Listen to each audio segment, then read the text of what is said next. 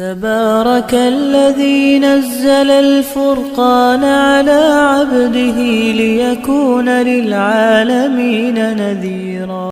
الحمد لله نحمده ونستعينه ونستغفره ونؤمن به ونتوكل عليه ونعوذ بالله من شرور أنفسنا ومن سيئات أعمالنا ونعوذ بالله من شرور أنفسنا ومن سيئات أعمالنا ونعوذ بالله من شرور أنفسنا ومن سيئات أعمالنا من يهده الله فلا مضل له ومن يضلله فلا هادي له ونشهد أن لا إله إلا الله وحده لا شريك له ونشهد أن سيدنا ومولانا محمدا عبده ورسوله صلى الله عليه وعلى آله وأصحابه وبارك وسلم تسليما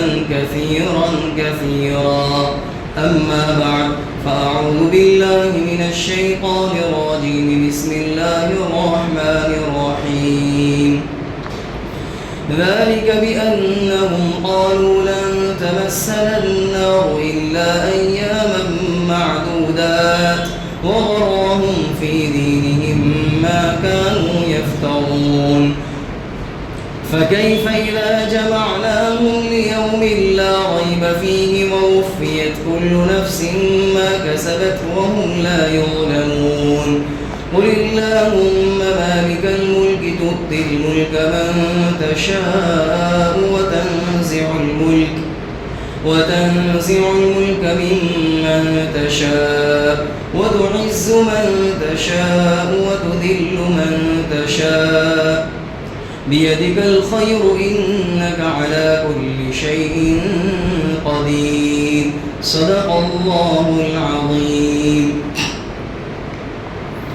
محترم بھائی اور دوستوں، اس سے پہلے والی جو آیت کی جو تلاوت کی گئی، اس سے پہلے والی آیت میں یہ چیز بتلائی گئی تھی کہ اہل کتاب کو کتاب اللہ کی طرف جب بلایا جاتا ہے، یدعون الی کتاب اللہ، اللہ کی کتاب کی طرف جب بلایا جاتا ہے، اور اس کی تفصیل جیسا کہ بتلایا جا چکا کہ خود تورات ہی کی طرف اور انجیل کی طرف بلایا جاتا ہے جس پر ان کا ایمان تھا، جب اس کی طرف بلایا جاتا ہے تاکہ یہ کتاب ان کے درمیان اور جو منازعات جو نبی علیہ الصلوۃ والسلام اور جو ان کے درمیان جو اختلاف اس کے بارے میں فیصلہ کرے، تو ان میں ایک گروہ پشت پھیر لیتا ہے، منہ موڑ لیتا ہے اور اعراض کرتا ہے.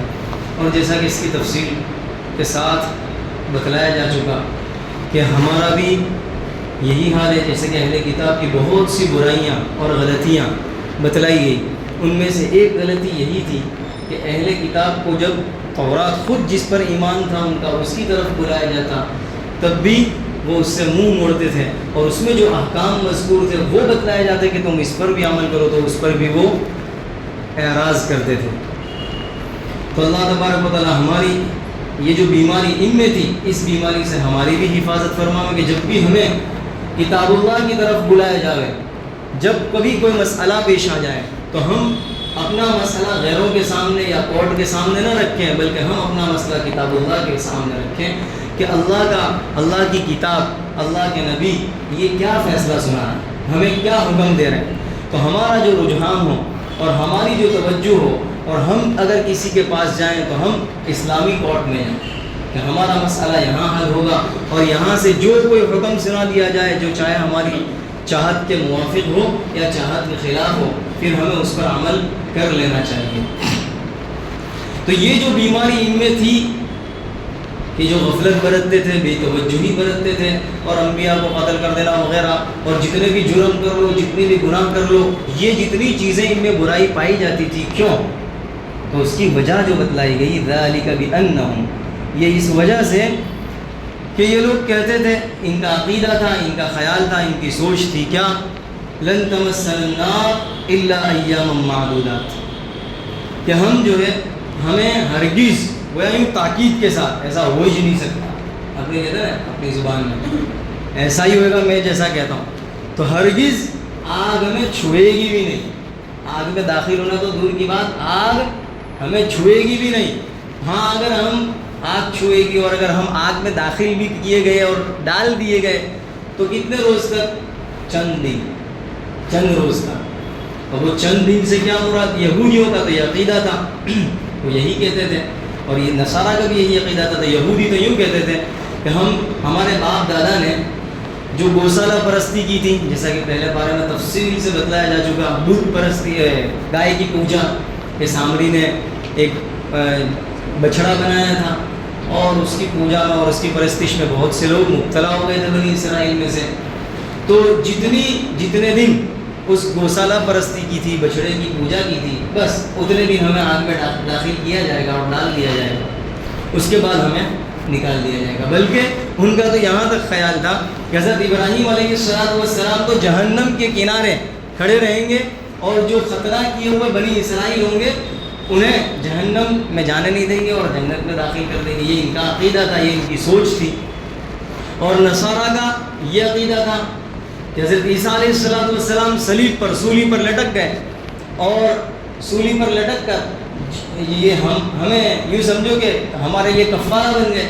جتنی سزا، اور ہم جتنے بھی گناہ کریں، جتنے بھی جرم کریں، جتنی بھی نافرمانیاں کریں، جو کچھ کرنا ہو کریں، سب کی سزا بھگت لی کس نے؟ حضرت عیسیٰ نے. یہ عقیدہ تھا ان کا. انہیں گویا کہ تو ایسا عقیدہ ہوا کہ ہم جو کچھ بھی کریں، جتنے بھی جرائم کریں، جتنی بھی نافرمانیاں کریں، ہمیں کوئی سزا ہونے والی نہیں ہے. کیوں؟ سب وہ بھگت لیا حضرت عیسیٰ نے. وہ ہمارا کفارہ، انہوں نے اپنے آپ کو سولی پر چڑھا دیا، قتل کر دیے گئے. یہ ان کا عقیدہ. تو اب ہم جو کچھ کرنا چاہیں کریں. ظاہر ہے جب ایسا عقیدہ گھڑ لیا اور ایسی سوچ گھڑ لی، جس کو اللہ نے پہلے پارہ میں بھی بیان کیا، یہاں پر بھی بیان کیا دوبارہ، یہی وجہ تھی جرائم کی اور برائیوں کی. جب یہ عقیدہ گھڑ لیا تو ظاہر ہے پھر فرما برداری کی طرف آنا یہ کیسے ہو سکتا ہے؟ پھر نبی کی نبوت کا اقرار یہ کیسے ہو سکتا ہے؟ بھی جرائم ہی ہوں گے. تو یہ عقیدہ انہوں نے گھڑ لیا تھا. اسی کو فرمایا یہ اسی وجہ سے ذالک بأنہم قالوا لن تمسنا النار الا ایاما معدودات وغرہم فی دینہم ما کانوا یفترون. اور دین کے اندر جو کچھ انہوں نے گھڑ لیا، افطرا، جو کچھ گھڑ لیا، اسی افطرا نے، اسی گھڑ لینے نے انہیں دھوکے میں ڈال دیا.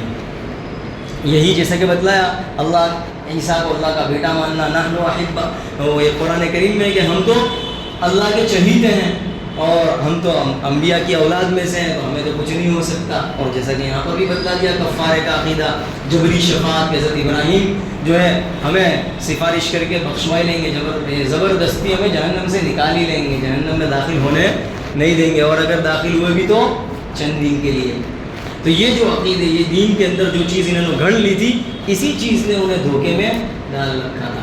اب ذرا اسی کی طرف ہم دیکھ لیں، کیا ہمارے معاشرے میں اور جو مسلمان جو اپنے آپ کو مسلمان کہتے ہیں وہ بھی اس میں تو مبتلا نہیں ہے، اسی بیماری میں کہ انہوں نے بھی یہ چیزیں گھڑ لی.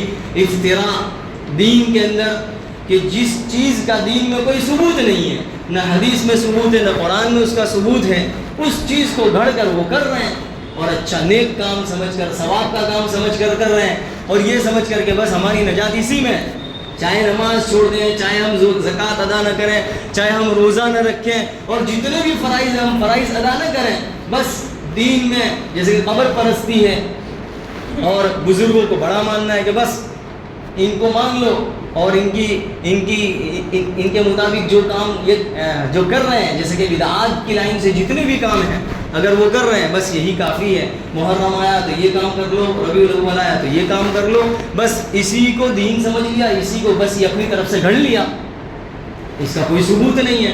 ابھی تفصیل تو میں تو مثال ایک دو بتلائی ہے، اپنی طرف سے بہت سی چیزیں گھڑ لی دین میں، اور بدعات اس میں لگ گئے اور مرتکب ہوئے، اور اسی چیز نے دھوکے میں ڈال دیا کہ فرائض سے غافل ہے. نماز کوئی ادا نہیں کر رہا، کوئی بات نہیں، نماز نہیں ادا کریں گے چلے گا، بس یہ آیا، یہ دن آیا، اس دن کو منا لو، یہ دن آیا، اس دن کو منا لو، یہ کام کر لو، بس اب ہم نجات پا جائیں، اب ہم کامیاب ہو گئے. اگر ایسا ہی ہوتا تو جتنے بھی بزرگ بنے ہیں، جتنے بھی بزرگ جو اللہ والے ہیں، نیک لوگ ہیں، جو قبر کے اندر موجود ہیں، تو پھر وہ بھی ایسا ہی کرتے کہ وہ بھی اپنے سے بڑے بزرگ جو جب اپنی زندگی میں جو بزرگ مرے قبر میں موجود تھے تو وہ بھی یہی کر لیتے کہ ہم بھی ان کی قبر پرستی کر لیں اور ان کی بات مان لیں اور یہ سب کام کر لیں بدعات کی لائن سے تو ہم بھی کامیاب ہو جائیں گے. وہ بھی اس طرح لائن سلسلہ چل پڑتا. کیا ضرورت تھی کہ پھر وہ بھی اللہ تبارک و تعالیٰ کی اطاعت و فرما برداری کرتے؟ کیا ضرورت تھی کہ وہ بھی اپنی جانی اور مالی اور وقتی قربانی دیتے؟ معلوم یہ ہوا کہ یہ سب بدعات اور افتراء ہم میں بھی پائی جا رہی ہے جو ان میں پائی جاتی تھی، جس کے نتیجے میں وہ بے حیائی میں، بدکاری میں، برائیوں میں اور بہت سی خرابیوں میں مبتلا ہو گئے. اسی افتراء کی وجہ سے آج مسلمان برائیوں میں پھنسے ہوئے ہیں. غرض یہ کہ آگے فرمایا فَكَيْفَ إِذَا جَمَعْنَاهُمْ لِيَوْمٍ لَا رَيْبَ فِيهِ. کیا حال ہوگا جن لوگوں نے یہ سب گھڑ لیا اپنی طرف سے اور اپنی طرف سے یہ کام کر رہے ہیں. فَكَيْفَ إِذَا جَمَعْنَاهُمْ، جس دن کہ ہم انہیں جمع کریں گے اور اس دن کے آنے میں کوئی شک نہیں ہے. وہ دن آ کر ہی رہے گا، قیامت کا دن، حساب کا دن یہ آ کر ہی رہے گا اور اس دن حساب دیا جائے گا. پھر کیا کریں گے اس وقت ان کا کیا حال ہوگا پتہ چل جائے گا. اس وقت وَوُفِّيَتْ كُلُّ نَفْسٍ مَا كَسَبَتْ وَهُمْ لَا يُظْلَمُونَ، اور ہر ایک کو اس کے کیے ہوئے کا پورا بدلہ دیا جائے گا. ذرہ اگر اس نے ذرہ بھر بھی نیکی کی ہے فَمَن يَعْمَلْ مِثْقَالَ ذَرَّةٍ خَيْرًا يَرَهُ، وہ اسے پالے گا. اگر وَمَن يَعْمَلْ مِثْقَالَ ذَرَّةٍ شَرًّا يَرَهُ، ذرہ بھر اگر برائی کی ہے وہ اسے بھی پالے گا. یعنی اللہ تعالیٰ کے یہاں وَهُمْ لَا يُظْلَمُونَ، کوئی ظلم نہیں کیا جائے گا کہ اگر نیکی لے کر آیا ہو اور وہاں موجود نہ ہو وہ نہ پائے، ایسا نہیں ہوگا. بلکہ ایک نیکی کی ہے وہ اسے بھی پالے گا، اس کا بھی بدلہ دیا جائے گا، اور برائی کی ہے تو وہ اسے بھی پالے گا. تو وہاں ظلم نہیں کیا جائے گا. اور اگلی آیت کے اندر اللہ تبارک و تعالیٰ نے جیسا کہ اس سے پہلے سورہ آل عمران جب شروع ہوئی تھی اس وقت تفصیل سے بتلایا تھا نجران کا جو وفد نبی علیہ السلام کے پاس آیا تھا اور یہی بحث و مباحثے کے لیے آیا تھا. اور وہ جانتے تھے، جیسا کہ ابو حارثہ جو ان کا پادری تھا، پوپ تھا اور بڑا عالم تھا، ان میں جو علماء تھے اور علم رکھنے والے جو افراد تھے ان میں سے ایک ابو حارثہ بھی تھا. اس کا واقعہ بھی بتلا دیا گیا، 2 مرتبہ بھی بتلا دیا گیا. تو وہ بھی یہ یقین رکھتا تھا کہ یہ دین برحق ہے، حالانکہ یہ دین برحق ہے، اسلام برحق ہے، اور ہم جس نبی سے بحث و مباحثہ کرنے جا رہے ہیں وہ نبی بھی برحق ہے اور وہ نبی آخر الزمان ہے اور ان کی علامات تورات میں پائی جاتی ہے. سب جانتے تھے، اس کے باوجود ایمان کیوں نہیں لاتے تھے؟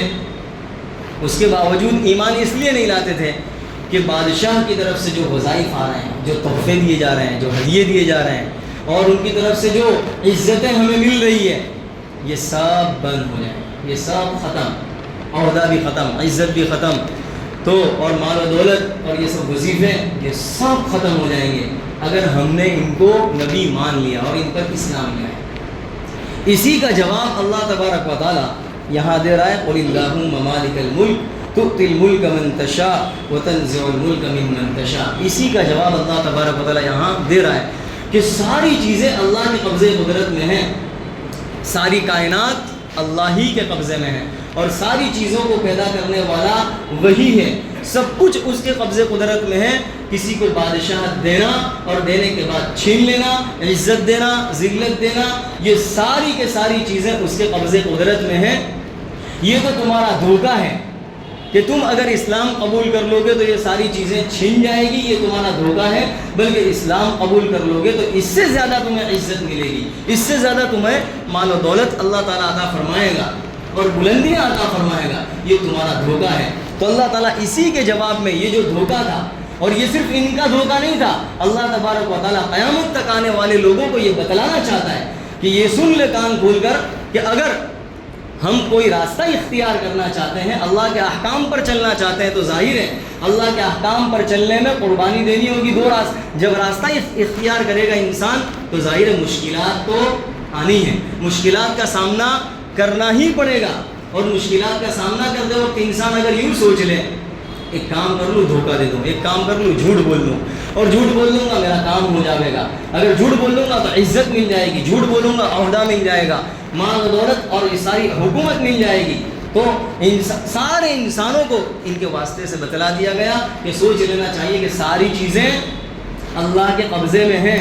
اگر انسان کسی کے لیے کرتا ہے تو اللہ تبارک و تعالیٰ اس کو دینا جانتا ہے، اسی طرح چھیننا بھی جانتا ہے. یہ سب چیزیں اللہ کے قبضے قدرت میں ہیں.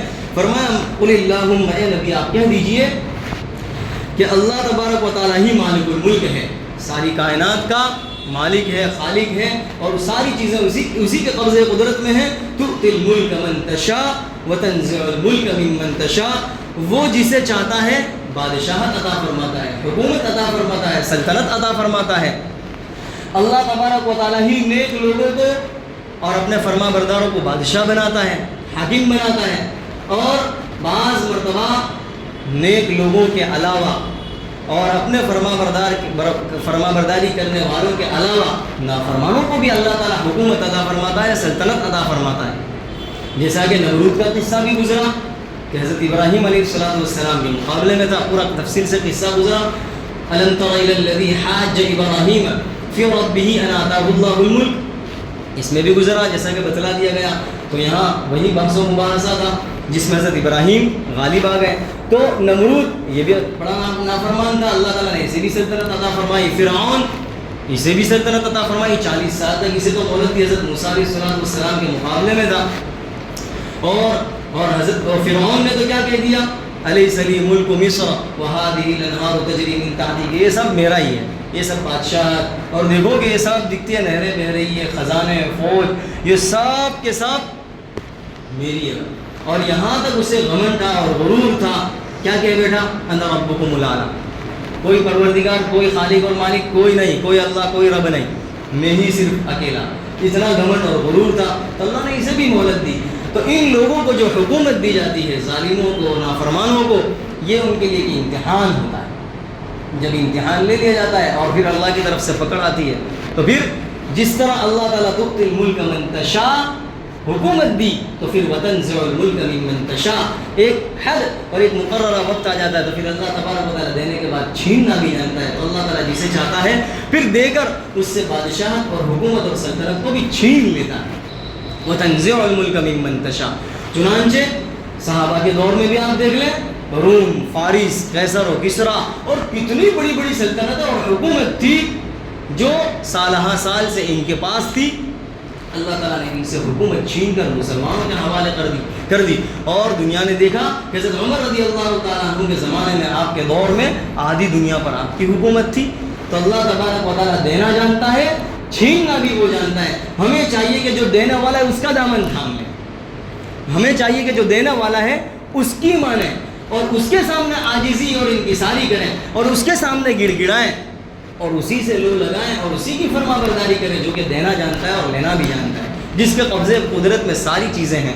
تو آپ دیکھ لیں ایک مختصر سے طور پر، سن ہجری 5 کے اندر جس وقت غزوہ خندق پیش آیا، غزوہ خندق جس وقت پیش آیا، تفصیلی واقعہ بالکل مختصر طور پر، مشرکین نے دیکھا کہ دیکھ رہے ہیں کہ سال سے کچھ سال سے دیکھ رہے ہیں کہ ہم پیٹ رہے ہیں، مغلوب ہو رہے ہیں. مشرکین بس تو مغلوب ہو رہے تھے، ہار رہے تھے مسلمانوں سے، حالانکہ مسلمانوں کی تعداد تو کم تھی، پھر بھی وہ لوگ مغلوب ہو رہے تھے. بدر میں، احد کے اندر بھی.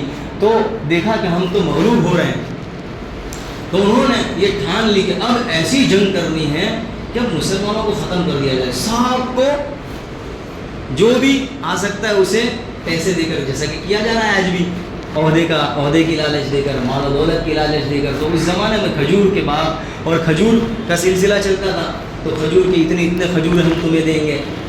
تو غرض یہ کہ اس وقت ان لوگوں نے جو ان کا ساتھ دے سکتے تھے انہیں لے لیا لالچ دے کر، اور ایک بہت بڑی تعداد انہوں نے جمع کر لی مسلمانوں کی مخالفت کے لیے اور جنگ کرنے کے لیے. غرض یہ کہ یہ بہت بڑا لشکر تھا. نبی علیہ السلام کو جب پتہ چلا تو آپ نے بھی مشورہ کیا کہ اب کیا کیا جائے، اتنا بڑا لشکر ہے تو اس کا مقابلہ کیسے کیا جائے. تو فیصلہ یہ ہوا، حضرت سلمان فارسی رضی اللہ تعالیٰ عنہ نے یہ رائے دی، اور فیصلہ اسی پر ہوا کہ خندق کھود دی جائے، چاروں طرف خندق کھود دی جائے، جس کو یوں کہو کہ کھڈے کر دیے جائے بڑے بڑے.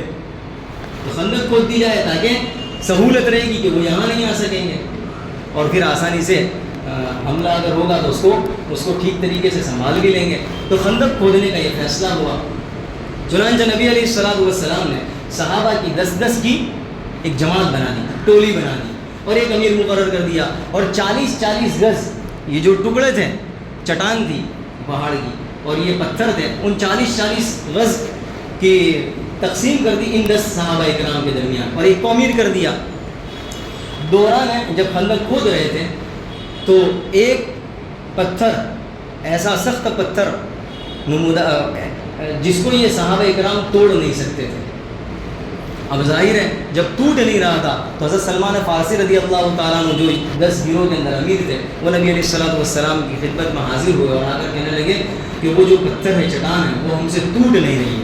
چنانچہ آپ تشریف لائے اور آپ نے کدال لی، اور ایک کدال اس پر اللہ کا نام لے کر دے ماری، ایک کدال ماری، جس کے نتیجے میں وہ اس میں سے آگ کے شعلے نمودار ہوئے، اور پھر وہ چورا چورا ہو گئی، چٹان چورا چورا ہو گئی، اور اس میں سے جو روشنی نمودار ہوئی، جو شعلہ آیا، روشنی نمودار ہوئی، تو آپ نے فرمایا کہ مجھے ایران کے محلات دکھائے گئے۔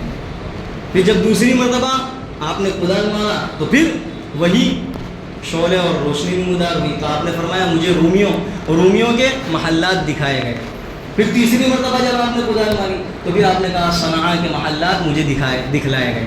حضرت جبرائیل علیہ السلام نے آپ صلی اللہ علیہ وسلم سے فرمایا کہ یہ جتنے محلات آپ کو دکھلائے گئے، ان سب پر آپ کا قبضہ ہوگا، یہ سب آپ کے زیر نگی ہوں گے، یہ سب آپ کے قبضے میں ہوں گے۔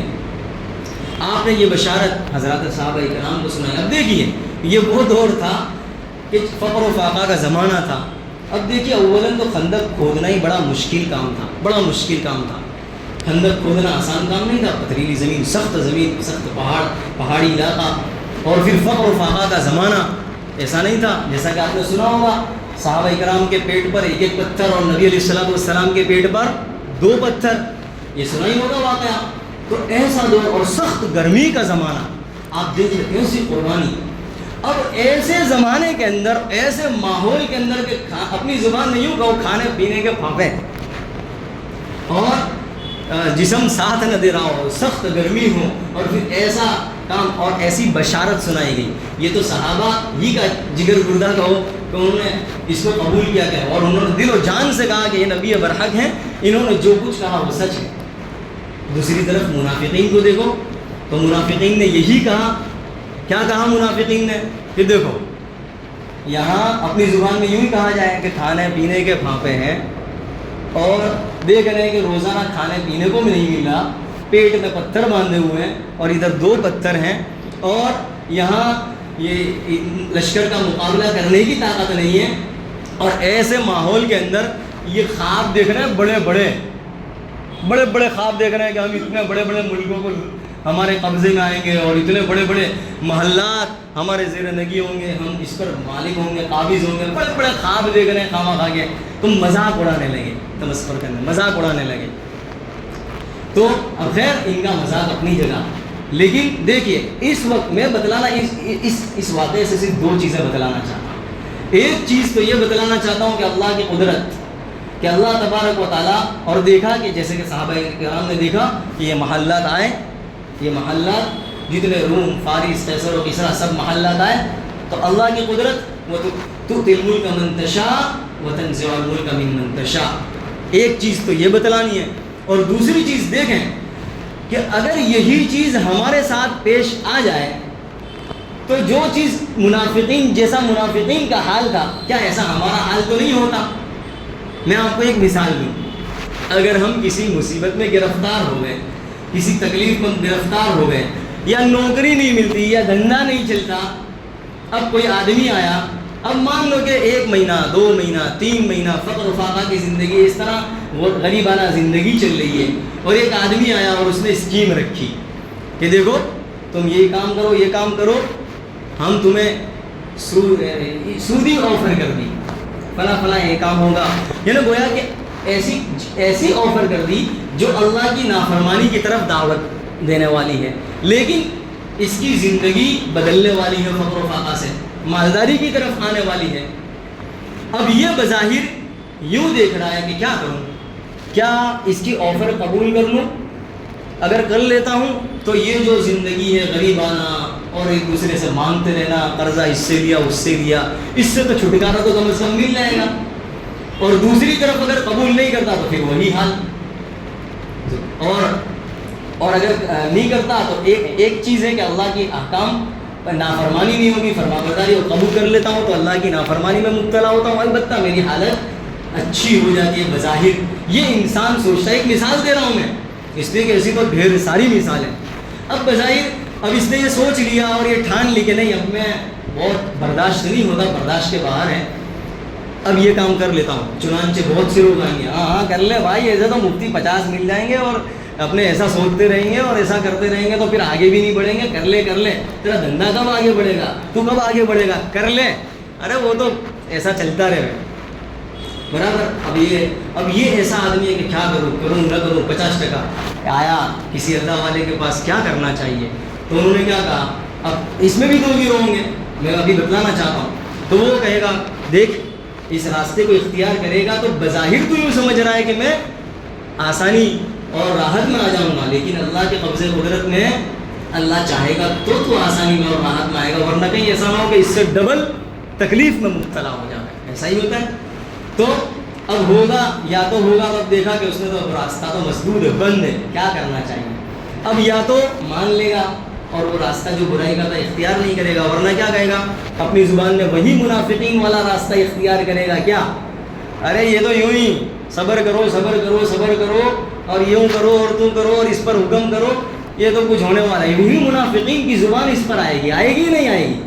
آپ آج دیکھ لیں، آپ صرف جو مسلمان، بہت سے مسلمان ہیں جو اپنے آپ کو مسلمان کہہ رہے ہیں، ان کی زبان سے یہی چیز ہوگی. یہ سب تو کر ڈالنے کا، یہ سب تو مسئلے مسائل تو یہ تو ایسے چلتے ہی رہیں گے، اپنے تو قریب ڈالنے کا. ایسا گویا کہ آج ہمارا حال ہی ہے. لیکن ایک طرف صحابہ کرام کو دیکھیے، کیا ایک بالکل آپ اگر منظر وہ دیکھ لیں کہ غربت کا زمانہ، فقر و فاقہ کا زمانہ، اور پھر گرمی کا موسم، اور ایسے ایک اللہ کا نبی کا حکم ایک مرتبہ ایسے ماحول میں نہیں تھا. اس ماحول کے اندر اللہ کے نبی نے کئی حکم دے دیے، جنگ کے حکم دے دیے، کئی حکم دے دیے. لیکن صحابہ کرام کو دیکھیے کہ کیا صحابہ کرام تھے کہ انہوں نے بس اندھی تقلید کر لی، اندھی محبت کی. اس اندھی تقلید اور اندھی محبت کے نتیجے میں وہ کامیاب ہو گئے اور قیامت تک آنے والے لوگوں کے لیے رہنما بن گئے. جو بھی ان کے راستے پر چلے گا وہ کامیاب ہو جائے گا. معلوم یہ ہوا کہ ہمیں بھی جو ہے یہی چیز اختیار کرنے کی ضرورت ہے. اس لیے ہمیں چاہیے کہ اللہ تبارک و تعالیٰ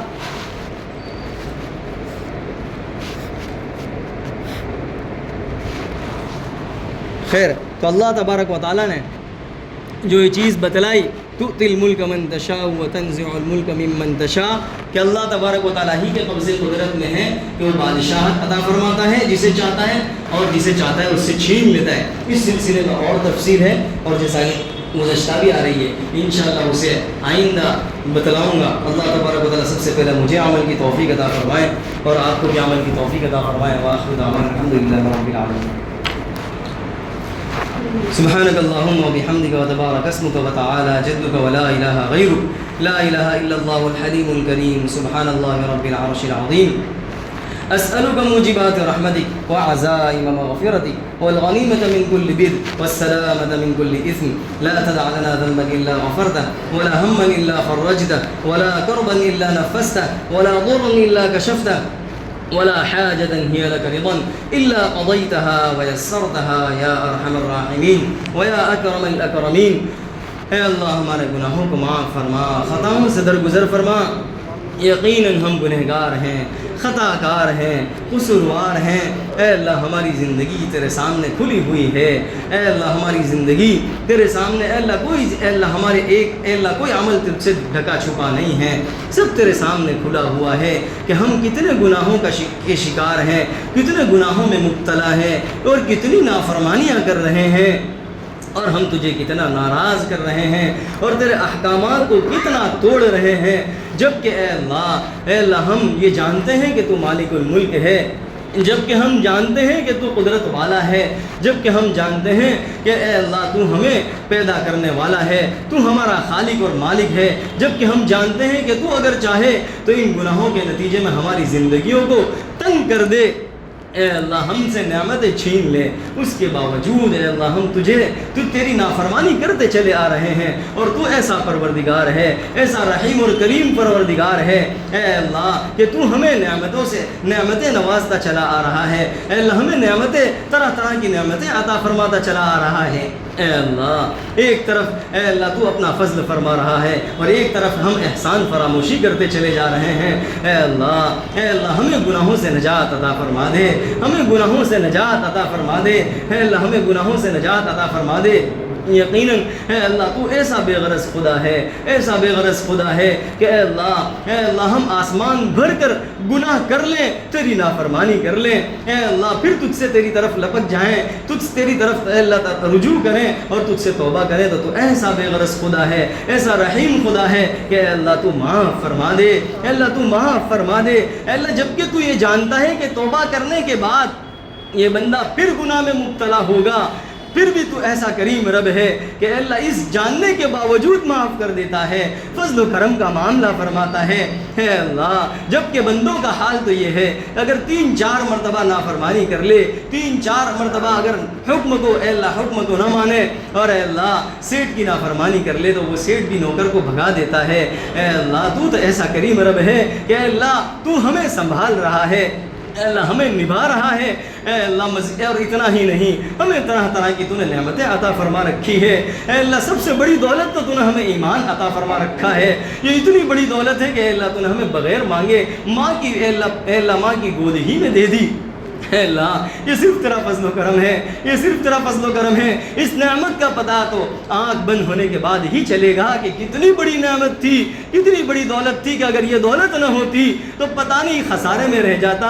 اے اللہ تو نے اتنی بڑی دولت تو ہمیں بغیر مانگے عطا فرما دی۔ اے اللہ ہم تجھ سے مانگ رہے ہیں کہ تو ہم سے راضی ہو جا، اے اللہ ہم سے راضی ہو جا۔ اے اللہ تیری توفیق کے بغیر، تیری مدد کے بغیر ہم کچھ نہیں کر سکتے۔ اے اللہ تو اپنی توفیق شامل حال فرما، ہم سے گناہوں سے نجات عطا فرما دے۔ اے اللہ ہماری توبہ کو قبول فرما دے، ہم سے راضی ہو جا، دنیا کی محبت ہمارے قلوب سے نکال کر اپنی محبت ہمارے قلوب میں ڈال دے۔ اے اللہ ہمارے قلوب میں ڈال دے۔ اے اللہ ہم چاہیں نہ چاہیں پیشانی پکڑ پکڑ کر اپنی اطاعت اور فرما برداری ہم سے کروا لے۔ اے اللہ جو پریشان حال ہیں اس کی پریشانیوں کو دور فرما۔ اے اللہ نبی علیہ الصلوۃ والسلام کا امتی جہاں کہیں موجود ہے، اے اللہ اس کی جان کی، مال کی، عزت کی، آبرو کی، ہر چیز کی اے اللہ اس کی پوری حفاظت فرما، ہر چیز کی حفاظت فرما، ایمان کی حفاظت فرما، اے اللہ ایمان کی حفاظت فرما۔ اے اللہ جو جس لائن سے پریشان ہے، رزق کی لائن سے پریشان ہے، گھریلو لائن سے پریشان ہے، اے اللہ جس لائن سے پریشان ہے اس کی پریشانیوں کو اے اللہ تو اپنے فضل و کرم سے دور فرما، اے اللہ اپنے فضل و کرم سے دور فرما۔ اے اللہ جو رزق کے اعتبار سے پریشان ہے، اللہ انہیں بہترین کشادہ، فراخی والا، عزت والا، راحت والا، سکون والا رزق عطا فرما، رزق عطا فرما، کشادہ رزق عطا فرما، برکت والا رزق عطا فرما۔ اے اللہ جو مقروض ہیں ان کے قرضوں کی ادائیگی کی شکلیں پیدا فرما۔ اے اللہ جو محتاج ہیں اے اللہ ان کی تمام اے اللہ ضرورتوں کو اپنے خزانے غیب سے پورا فرما۔ اے اللہ یہاں موجود تیرے بندوں میں سے جس کی جو نیک اور جائز مرادیں ہیں، اے اللہ تو اپنے فضل و کرم سے ان کی نیک اور جائز مرادوں کو پورا فرما۔ ربنا تقبل منا انك انت السميع العليم وتب علينا انك انت التواب الرحيم وصلى الله على النبي الكريم سبحان ربك رب العزة عما يصفون وسلام على المرسلين والحمد لله رب العالمين برحمتك يا ارحم الراحمين۔